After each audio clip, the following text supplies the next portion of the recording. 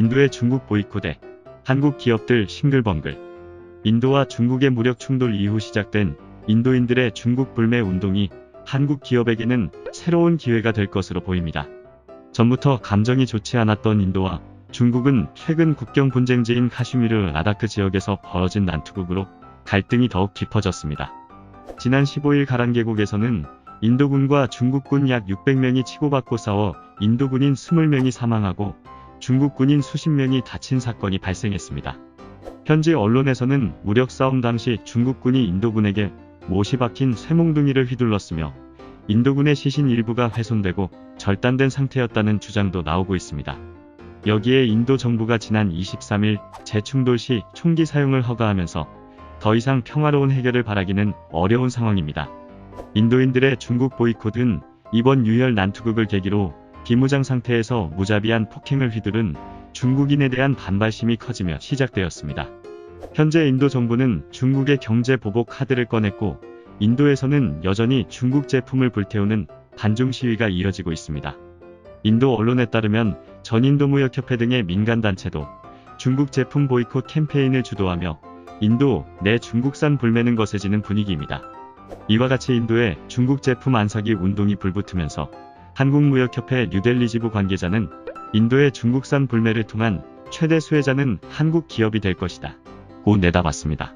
그동안 한국 기업은 모바일, 가전, 기계류 등 다양한 분야에서 저렴한 가격으로 승부하는 중국 기업과 치열하게 싸워왔습니다. 그 중에서도 가장 주목받는 분야는 바로 스마트폰 시장입니다.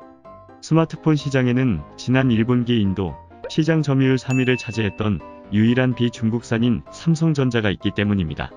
이러한 시기에 발맞추어 삼성전자는 올해 상반기에만 갤럭시 A71, 갤럭시 A51, 갤럭시 A21, 갤럭시 M31 등 중저가 휴대전화를 내놨습니다. 인도 현지 언론 NDTV도 인도 소비자들이 국가의 상황을 염두에 두고 생각을 바꾸면 이익은 주요 경쟁자인 삼성전자가 얻을 수 있다 고 보도했습니다. 자동차 업계도 마찬가지입니다. 당초 상하이 자동차 등 최소 6개 이상의 중국 완성차 업체는 향후 5년 내로 인도 시장에 진출하기로 해 한국과 중국 기업의 경쟁은 불보듯 뻔한 일이었습니다. 그러나 이번 일로 쉽게 사그라들지 않을 중국 혐오 감정이 생겨 중국 자동차 업계의 타격은 불가피하게 되었습니다. 현대차는 지난해 인도 자동차 시장 점유율에서 2위를 기록했으며 기아차도 지난해 인도 진출 후 시장을 공략하고 있습니다. 또한 태양광 등 신재생 에너지 분야에서도 한국 기업이 입지를 강화할 수 있을 것으로 전망됩니다.